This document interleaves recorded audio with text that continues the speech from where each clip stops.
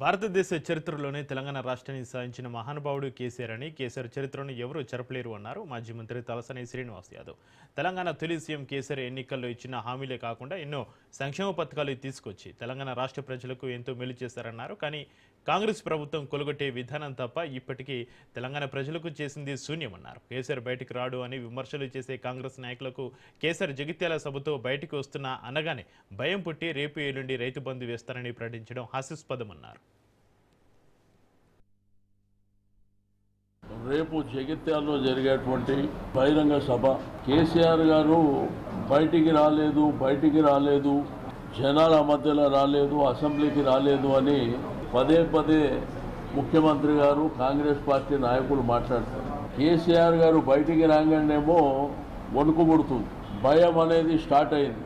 గతంలో ఒక్కసారి బయటకు వస్తే కృష్ణా జలాల ఇష్యూ వారు మాట్లాడిన తర్వాత 10 రోజులు తర్జనా భర్జన పడ్డది ప్రభుత్వం. ఇప్పుడు జగిత్యాలకైనా బయటకు వస్తుందంటే రేపు రైతు భరోసా వేస్తామని, మేడిగడ్డని విజిట్ చేస్తామని అని ఎందుకు భయపడుతున్నారు? ఈరోజు కాంగ్రెస్ ప్రభుత్వం వచ్చిన తర్వాత దగ్గర 2.5 సంవత్సరాలు అవుతుంది. ఇంకొక నెల అయితే 2.5 సంవత్సరాలు.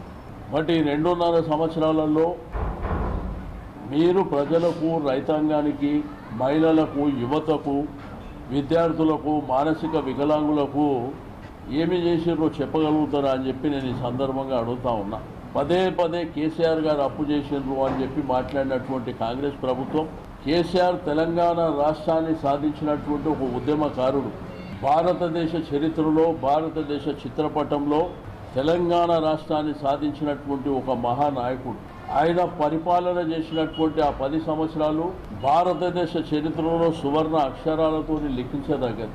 ఒకవైపున రైతాంగానికి పూర్తి స్థాయిలో నీళ్ళు ఇస్తూ, రెండో వైపున 24 గంటల కరెంట్ ఇస్తూ, తాగడానికి మిషన్ భగీరథ ద్వారా మంచినీళ్ళు ఇస్తూ, జిల్లాకు ఒక కలెక్టరేట్ కట్టి, జిల్లాకు ఒక మెడికల్ కాలేజ్ కట్టి, చదువుకునేటువంటి పిల్లలకు గురుకుల పాఠశాలలు, ఇంజనీరింగ్ కానివ్వండి, మెడికల్ కాలేజీలు కానివ్వండి, మరి పెద్ద ఎత్తున కేసీఆర్ గారి నాయకత్వంలో భారతదేశం గర్వపడేటువంటి సెక్రటరియట్ కట్టింది కేసీఆర్.